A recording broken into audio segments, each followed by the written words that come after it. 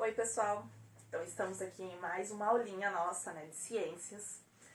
Então, estamos entrando na nossa aula número 8. E com relação à nossa aula, primeiro momento que eu quero falar para vocês, que eu fiquei muito feliz de ver, né, que a grande maioria dos alunos tentaram fazer os exercícios, tentaram resolver a atividade avaliada, tentaram utilizar a fórmula. Então, achei bem legal mesmo que vocês, mesmo a gente distante, né, o que eu sempre falo pra vocês, que é tão difícil ter essa interação, já que, né, é só vídeo, e ainda mais a gente que não deu muito tempo da gente se conhecer bem, né, foi só um mês que a gente teve de contato. Então, foi bem legal mesmo de ter visto que vocês se empenharam, que tentaram fazer a atividade avaliada. Espero que ao longo seja assim também. Só para esclarecer algumas coisinhas para vocês com relação às nossas atividades. Eu vi que teve gente ainda que não colocou a unidade. Pessoal, depois da equação, vocês sempre precisam colocar a unidade. Não esqueçam, por favor, tá? Da próxima vez. Vi que o primeiro exercício lá que estava caracterize e exemplifique, dessa vez vocês fizeram, né? Não foi igual da prova que vocês só viram um, só fizeram um ou outro. Então, muito bom mesmo. E acho que a revisão também ajudou um pouco vocês na hora de fazer, porque, né, a revisão tava... Eu fiz a revisão em cima, na verdade, do que a gente tinha na nossa atividade, tá? E com relação, pessoal, à aula, então, a aula de hoje. Então, a gente teve aquela aula 5, tá? A aula 5 a gente começou o conteúdo da segunda apostila, que a gente falou sobre os modelos cosmológicos, que hoje eu só vou dar uma revisão, porque como a gente já passou 2 aulas sem falar desse assunto, só vou dar uma revisão porque, na verdade, o que a gente vai falar hoje sobre a lei da gravitação, ela está relacionada a esse conteúdo, né? Então, eles estão interligados. Então, por isso que eu vou só falar sobre os 3 modelos novamente para vocês, para relembrar. E aí, né, só para vocês saberem, daqui 2 semanas nós temos uma outra atividade avaliada que vai ser sobre esse conteúdo que a gente está vendo. Então, vai ser sobre o conteúdo dos modelos cosmológicos e os modelos as leis da gravitação. Porque hoje, na nossa aula, a gente vai ver a lei da gravitação, as leis, né, na verdade, de Kepler. Porque a gente vai estudar 2 cientistas que eles que estudaram toda essa questão, que o que a gente entende hoje em dia sobre gravidade, está tudo relacionado a eles, tá? Então, o primeiro a estudar foi Kepler, então por isso que hoje, na nossa aula, vai ser sobre as 3 leis de Kepler, e aí na próxima aula a gente vai falar sobre as leis de Newton com relação a isso. Então, Newton, porque eles estão ligados? Porque Newton levou muito em consideração os estudos de Kepler. Então, o que acontece, pessoal? Os modelos que a gente tinha, que a gente estava estudando, com relação os outros cientistas que a gente viu, eles tinham um modelo com relação aos astros que eles acreditavam ser circular, né, perfeitamente circular. Então, Kepler ele foi estudando isso e ele deu um novo conceito. Então, primeiro, vamos falar sobre revisar, né, os modelos cosmológicos, e aí depois eu falo para vocês sobre essas leis da gravitação que nós temos, como um pouquinho da história, como que aconteceu, quem foi Kepler, e aí falamos sobre as 3 leis dele. Tudo bem? Então, pessoal, os modelos cosmológicos, né? Então a gente estudou 3 modelos. Modelo geocêntrico, que também foi conhecido como modelo de Ptolomeu. O que esse modelo, né, ele falava? Lembra que eu falei para vocês sobre a palavrinha geo e cêntrico, o que significava? Tudo que a gente estiver estudando sobre geo sempre está relacionado à Terra. Geografia, né, que a gente já... geologia, tudo são estudos o quê? Então a palavra geo, ela significa terra. E cêntrico quer dizer o centro. Então esse modelo de Ptolomeu, ou modelo geocêntrico, o que ele falava? Que a Terra era o centro do sistema solar, do universo, na verdade. Então que a Terra seria esse centro. Então por isso que o modelo é chamado de geocêntrico ou modelo de Ptolomeu, porque, né, foi Ptolomeu que estudou, que levou em consideração esse modelo. E lembra que eu falei para vocês que esse modelo ele durou muito tempo até a gente ter o modelo heliocêntrico. Então foi muito tempo acreditando que a Terra era o centro do universo, e todas as pessoas que discordavam, que tentavam provar o contrário, lembrem que elas eram perseguidas, né, e muitos eram até mortos em fogueiras, né, como a gente já tinha visto sobre o Giordano Bruno. Então, vários cientistas, né, eles Muitos concordavam com o modelo geocêntrico, mas muitos também discordavam e às vezes eles tinham que negar esses estudos para não serem mortos, tá? E aí a gente viu o modelo heliocêntrico, lembra que eu falei para vocês? Hélio, porque é a maior concentração que a gente tem do gás que forma o Sol. E cêntrico também significa centro. Esse modelo é o modelo heliocêntrico, mas também ficou conhecido como o modelo de Nicolau Copérnico, porque foi justamente, né, quem estudou esse modelo, quem falou o que significa esse modelo, que o Sol é o centro do universo e todos os outros planetas giravam em torno dele. Então esse modelo foi o que eu falei para vocês, foi por causa desse modelo aqui que aconteceu muita briga com relação à igreja, né? Muitos cientistas, eles eram perseguidos justamente por isso, porque como eles ficaram muito tempo acreditando nesse modelo geocêntrico, era difícil para população, para todo mundo, conseguir entender que a Terra não era o centro do universo, a Terra não era o principal astro que nós tínhamos no universo, tá? Que a gente tinha, quem seria o principal seria o Sol. Então esse foi o motivo de ter toda essa questão de aceitação muito difícil. Mas teve um outro modelo, que é um modelo chamado de híbrido. Por que modelo híbrido, pessoal? Porque é como se fosse a junção dos dois modelos que nós tínhamos. Quem que estudou esse modelo, né, tinha explicado para vocês lá que era o Tycho Brahe. E o Tycho Brahe, o que ele falava com relação a esse modelo? O que significava? Que a Terra continuava sendo o centro do universo, tá? E aí o que acontecia? O Sol e a Lua giravam em torno da Terra, só que em torno do Sol giravam os demais planetas. Então era esse modelo, por isso que é chamado de modelo híbrido, tá? Porque a Terra não deixava de ser o principal, né, o centro principal, porque o Sol e a Lua giravam em torno da Terra, só que em contrapartida, então era chamado de híbrido porque era feito dois movimentos. Enquanto o Sol girava em torno da Terra com a Lua, né, os outros planetas giravam em torno do Sol. Então eram dois modelos, que eu tinha explicado para vocês na outra aula. Então por isso que foi chamado de modelo híbrido. Com relação a esse modelo, na verdade os três modelos, como eu falei para vocês, eles acreditavam que eram modelos totalmente circulares, eram círculos perfeitos. Por que a gente está falando isso? A gente vai ver que Kepler ele questionou isso. Ele estudou com o Tycho Brahe e ele questionou essa questão, porque os cálculos não davam certo. Então a gente vai falar um pouquinho mais pra frente disso. Então por isso que eu trouxe para vocês a revisão desses três modelos, justamente por quê? Porque é muito importante vocês entenderem como que funcionavam, né? A gente sabe que o modelo hoje aceito, a gente sabe que é o Sol, ele é o centro do sistema solar, e justamente por isso que é chamado de sistema solar, porque seria o Sol o principal e todos os planetas e todos os outros astros estão em volta dele, então por isso que é chamado de modelo heliocêntrico. Mas, como eu falei para vocês, de todo esse tempo ele foi passando, né, depois lá de 1600, teve essas questões que foram discutidas, né? Será que a órbita mesmo dos planetas eram formatos circulares perfeitos? Né? Por que os cálculos não batiam com relação à distância do Sol e dos planetas? O que fazia isso daí ser diferente? Então, isso que foi discutido, e aí é o que a gente vai falar sobre as leis da gravitação, tá? Vamos falar sobre a outra parte, então. Pessoal, então vamos para a questão das leis da gravitação, né? Então, como eu falei para vocês, vamos estar estudando com relação a dois cientistas, né, que estudaram toda essa questão da gravitação, como que ela se comportava, né? Então foram os pioneiros para todos os estudos. Na verdade, o pioneiro mesmo foi o Kepler, tá? E a gente eu vou falar para vocês sobre três momentos com relação à gravidade, né? A gravitação, como que ela era vista com relação a esses três momentos, até chegar, como eu falei para vocês, o que a gente tem atual. Então vamos ver na Grécia Antiga, na Idade Moderna e atualmente, como que é vista a questão da gravidade. Então na Grécia Antiga, pessoal, o que eles acreditavam? Primeira coisa, né, eles achavam que os corpos celestes, principalmente, eles não caíam, né, no espaço, porque eles estavam ocupando o seu local natural. O local deles era para estar ali, então nada ia mudar isso, tá? Era isso que eles acreditavam.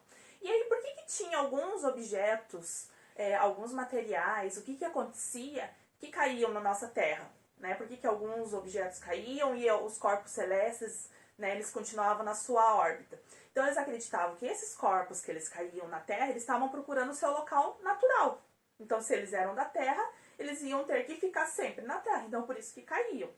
E aqueles corpos, né, no caso, como eu falei para vocês, com relação ao que estava no espaço, o local deles era para estar no espaço, então por isso que eles não caíam. Então era essa a ideia, basicamente, que eles tinham, tá, com relação a isso.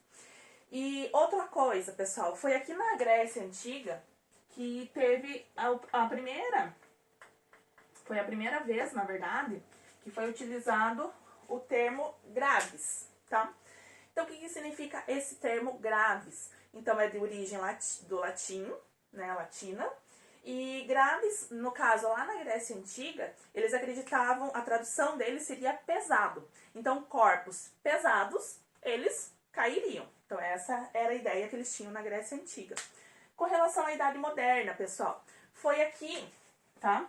O primeiro momento, né, a primeira vez que foi utilizado o termo gravitação.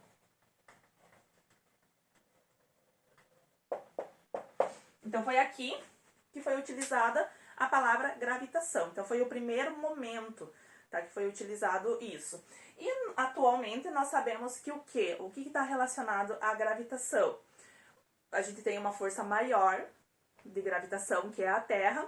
Então, qualquer objeto, qualquer coisa vai ter essa força de atração com a nossa Terra. Como o Sol tem a força de atração, de gravidade dele, tá? Então, por isso que, em questão na verdade, as idades, elas estão interligadas, mesmo que na Grécia Antiga a ideia que eles tinham era um pouco, né, tá, é por isso, mas o que define? Por que os corpos celestes continuam lá? Por que eles não caem na Terra? Não é só eles procurando o seu local natural. Então, hoje em dia, a gente sabe que aquele corpo maior que você tiver, ele vai ter uma força de atração maior. Então, a nossa Terra, ela tem essa força de atração com relação a nós, com relação à gravidade. Por isso que a gente se encontra aqui na Terra e, né, vocês já devem ter se perguntado por que os mares, né, os oceanos, por que a água não cai? Né, eu acho que vocês, não lembro se foi vocês ou foi a outra turma, mas já me perguntaram isso. Por que acontece? Justamente pela força da gravidade. A gente tem uma força maior com relação ao nosso planeta. Lógico, a gente sabe que corpos maiores, eles vão ter uma força de gravitação maior. Júpiter, né, os corpos que estão próximos a Júpiter, a força de gravitação vai ser maior, ele é um corpo maior. A gente vai ver isso nas leis, né, com relação ao peso e a massa. Então, a gente vai estar vendo com relação com o corpo, conforme ele é maior, ele vai ter uma força de gravitação maior também. Então, basicamente, é dessa forma que começou a ser utilizada a palavra gravitação, tá? Então, foram esses processos. Como eu falei para vocês, mesmo lá na Grécia Antiga, não utilizando a palavra gravitação propriamente dita, eles tinham esse conceito que eles acreditavam, até chegar o que nós temos atualmente com relação à gravitação, que nós sabemos que é a força gravitacional da Terra, né? O centro da Terra tem essa força gravitacional com relação a todos os corpos que estão em volta dela, estão próximos a ela. Tudo bem? Então vamos agora estudar a questão das leis da gravitação com relação a Kepler. Então vamos falar um pouquinho sobre a história dele, quem era Kepler, e aí a gente fala sobre as 3 leis, tá?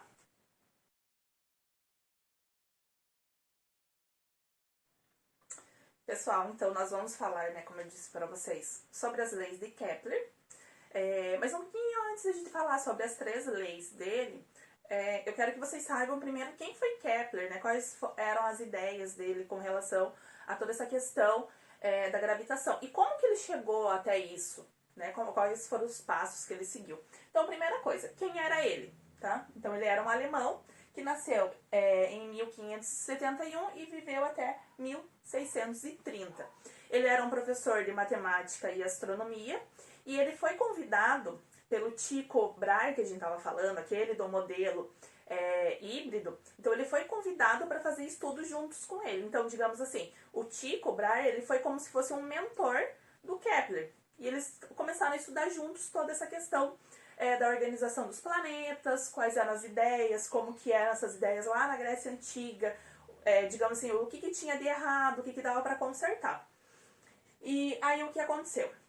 Então ele foi estudar, né, foi ali em cerca de 1600, ele foi fazer esses estudos com o Tycho Brahe, E logo após a morte do Tycho Brahe, ele tomou a frente, digamos, desses estudos. E ele foi observar o que o Tycho, né, tinha estudado até então. E ele começou a ver que esses dados eles não batiam, né? Porque lá na Grécia Antiga, como eu falei para vocês, eles acreditavam que os planetas, os corpos celestes com relação ao Sol, tudo, eles tinham a sua órbita circular. Era um círculo perfeito, né? E aí o Kepler, ele começou a estudar isso, ele começou a observar e ele começou a ver que esses dados eles não fechavam, né? Eles não batiam direito. Digamos assim, ele sabia que realmente não era a Terra o centro do universo, mas alguns dados com relação a cálculos, né, por ele ser matemático, estudar, né, ser professor de matemática, ele via que esses dados eles não batiam. E aí o que ele começou a estudar? Ele começou a ver novos modelos geométricos para ele poder caracterizar dentro dessa questão dos planetas, como eles se desenvolviam no nosso universo. Então ele começou a estudar toda essa parte. Isso foi muito bom porque fortaleceu a questão do modelo heliocêntrico, né, com esses estudos dele, fortaleceu totalmente, deixou mais simples, né, e mais fácil, então, de compreender esse modelo heliocêntrico. Então, não ficou tão complexo como era a questão do Tycho Brahe, né, que ele falava que era esse modelo híbrido, onde você tinha os astros fazendo movimentos simultâneos, então com relação ao Sol girando em torno da Terra e todos os outros planetas girando em torno do Sol. Então era um pouco complexo isso. E o Kepler estudando toda essa estrutura, ele tentando colocar um novo modelo geométrico e não um círculo perfeito para demonstrar isso, deixou mais simples esse modelo heliocêntrico. E fortaleceu também esse modelo, né? Digamos assim, ele conseguiu comprovar que aquele era o modelo correto. Então, a partir de agora, a gente vai ver as 3 leis dele, o que ele falou com relação a toda essa estrutura. Então, assim, foi muito importante o estudo do Kepler, né, para a nossa questão da gravitação, como eu falei para vocês. Ele serviu como base para os estudos de Newton, que a gente escuta tanto, né, falar sobre Newton. E, principalmente, o que acontecia com relação ao Kepler, ele não se prendia muito digamos assim, lei da física, por que aquilo acontecia. Ele queria os dados, ele sabia que era daquele jeito e pronto. Então ele não se pegava muito, né, como muitos cientistas, mas é isso o resultado, mas por que acontece? Então ele não se prendia muito, ele só mostrava os cálculos, ó, é dessa forma e pronto. E aí por isso que eu falei para vocês, serviu de base para outros estudiosos que aí tinham essa curiosidade de comprovar por que era daquele jeito. Para ele não, ele só fazia os cálculos matemáticos, era daquele jeito, dava certo, então pronto, é aquilo, tá? Então a gente vai falar sobre as 3 leis dele agora.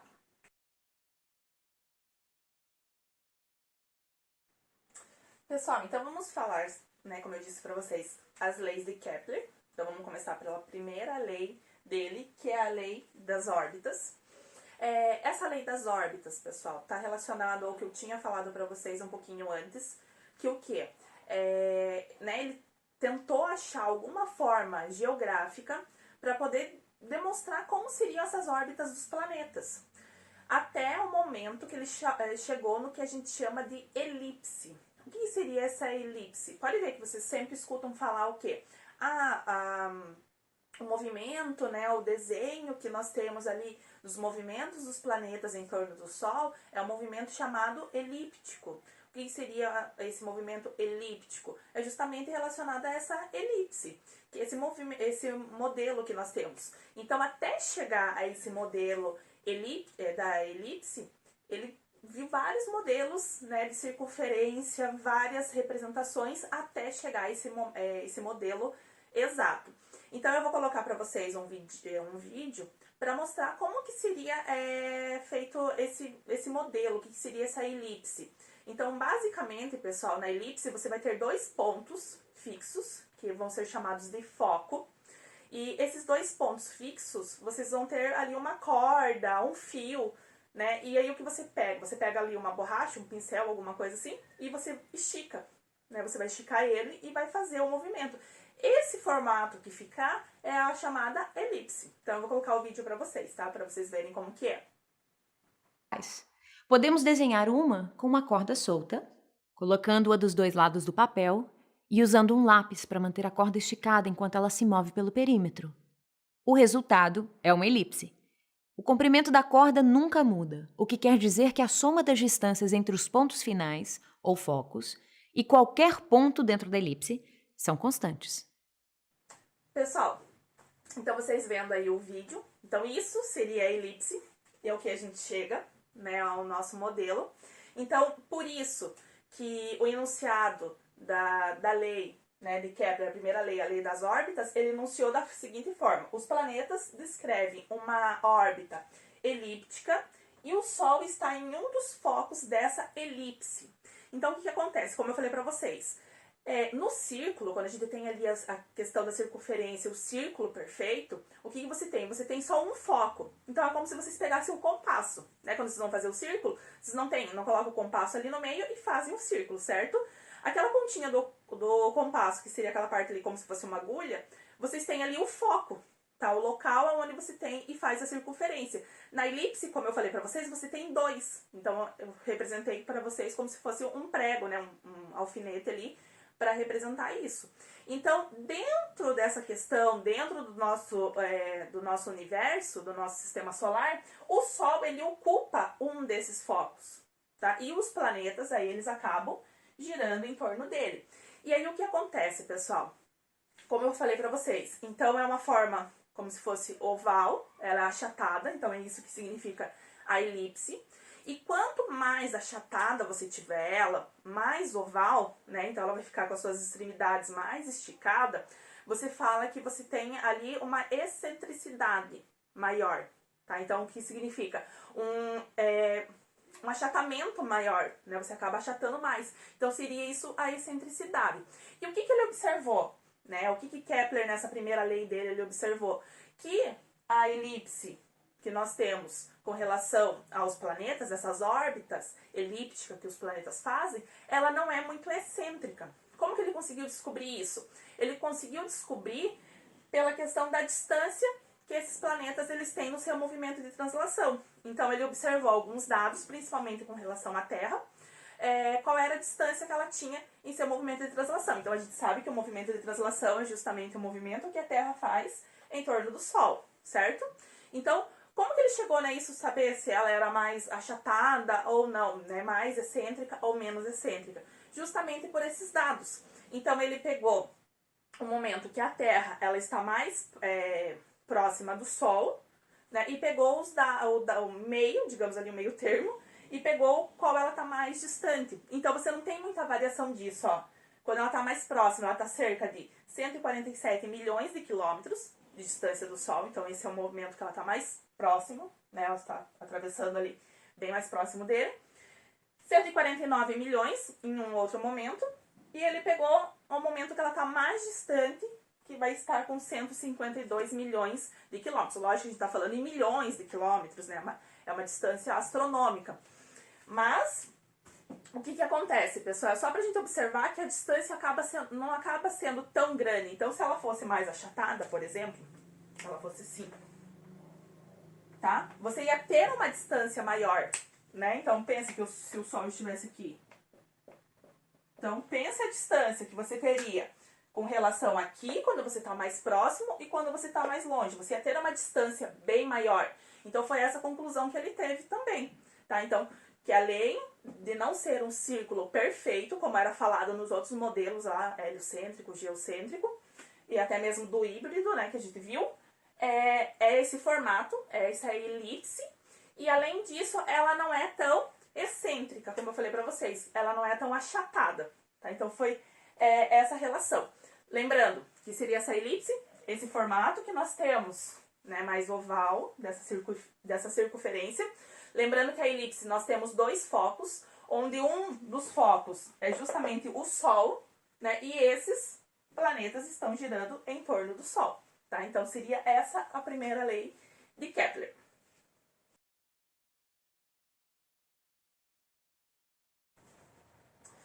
Pessoal, então vamos ver a segunda lei de Kepler, tá?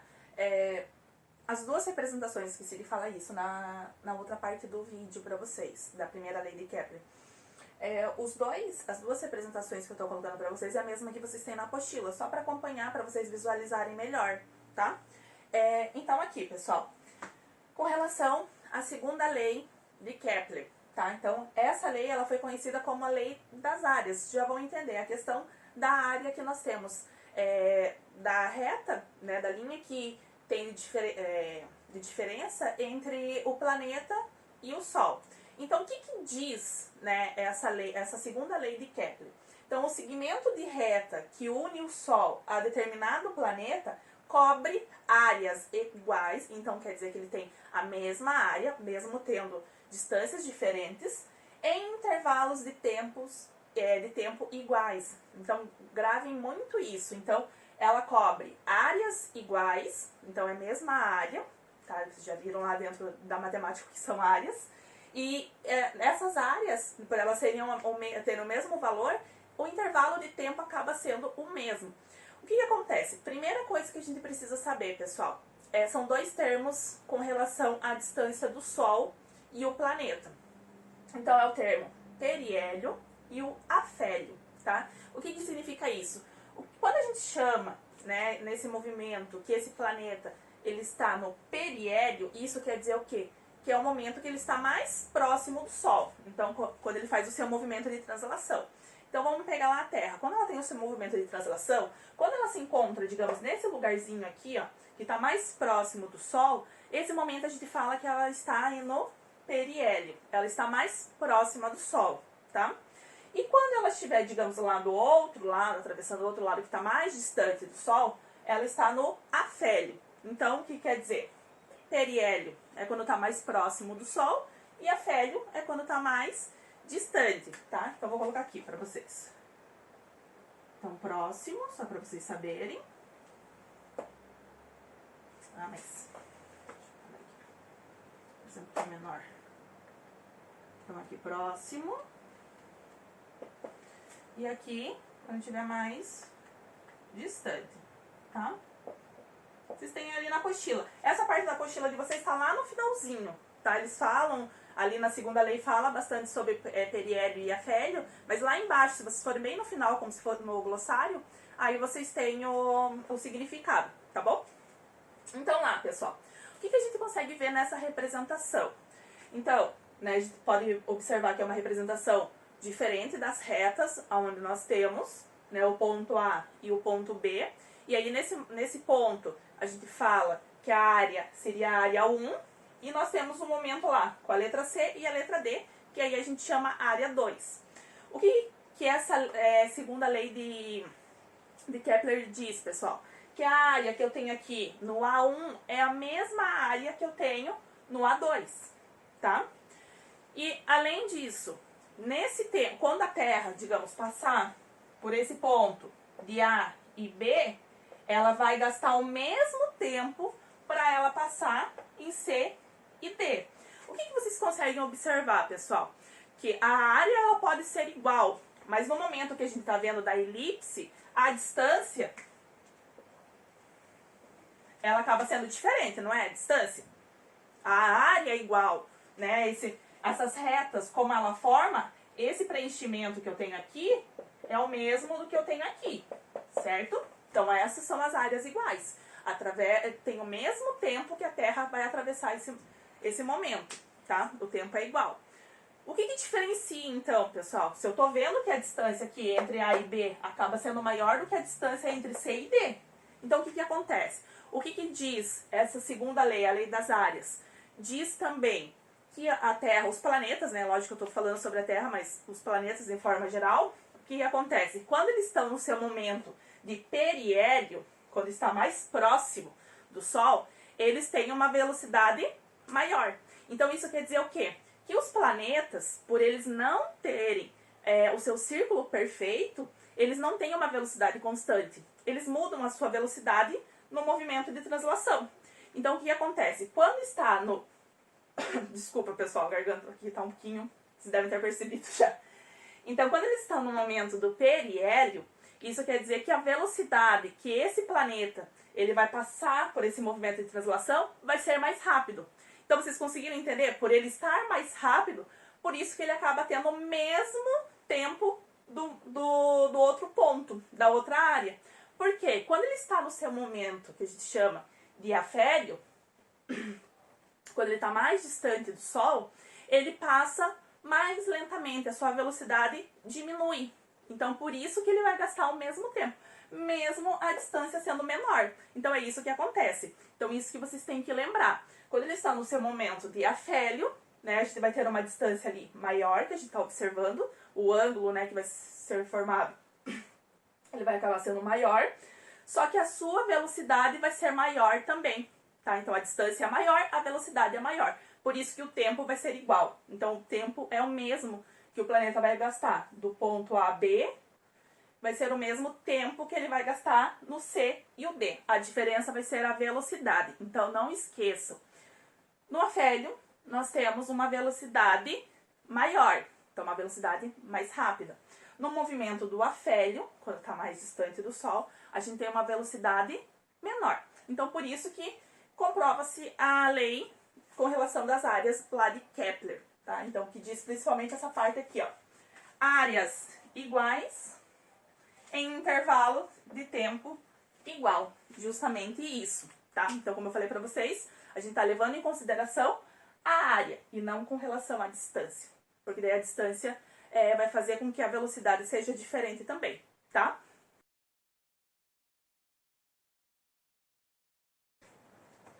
Pessoal, então, terceira lei e última de Kepler, tá?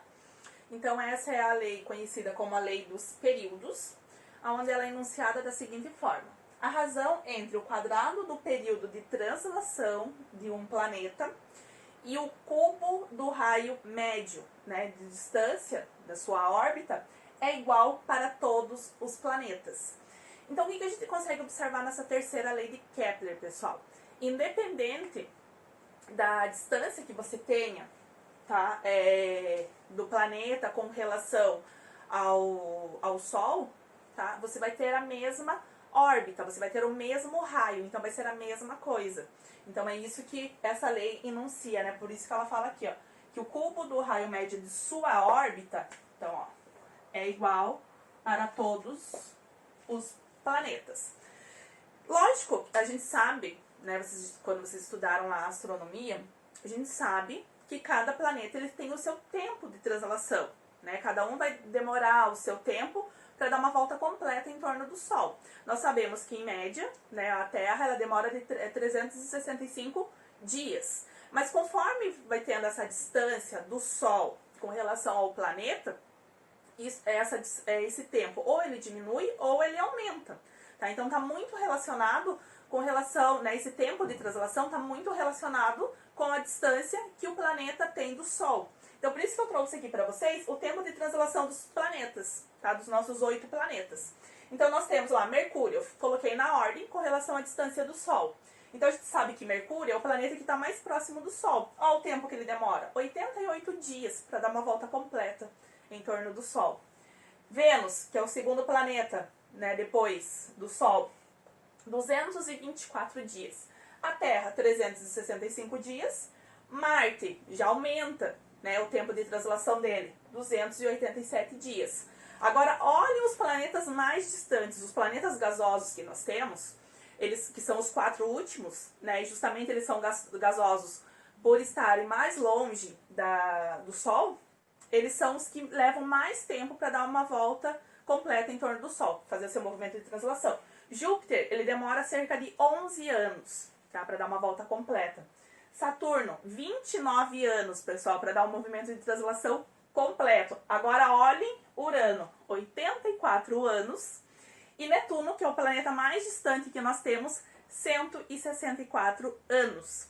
Então é isso que nós temos. Quanto mais distante você tiver o planeta com relação ao Sol, o movimento de translação ele vai demorar mais para acontecer.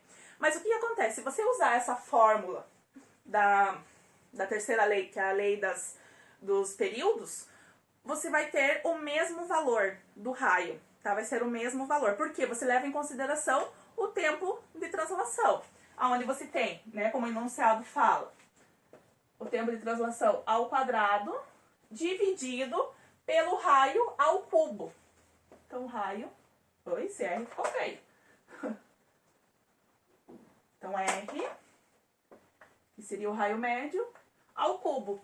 Você fazendo esse cálculo, pessoal, vai dar praticamente o mesmo valor em todos os planetas. Então, essa é a terceira lei que nós temos de Kepler, que justamente leva em consideração isso. O tempo de translação que nós temos entre os planetas está relacionado à distância que ele vai ter do Sol. Tá? Então, essa é a terceira lei, pessoal. Hoje, então, nós encerramos as 3 leis de Kepler. Ainda a gente vai voltar com esse assunto sobre as leis da gravitação, lá com o assunto do Newton, tá? A nossa próxima aula, então, vai ser sobre, falando a questão do Newton, e né, que daí também leva em consideração essa parte, como eu falei pra vocês, da gravitação. E daí agora eu vou deixar pra vocês as atividades, tá? Então, bons estudos pra vocês, pessoal. Continuem se cuidando. E como eu disse, qualquer dúvida, só procurar a professora. Tô aqui pra auxiliar o que for preciso pra vocês, tá? Então não fiquem em dúvidas. Tchau, pessoal. Até a próxima aula.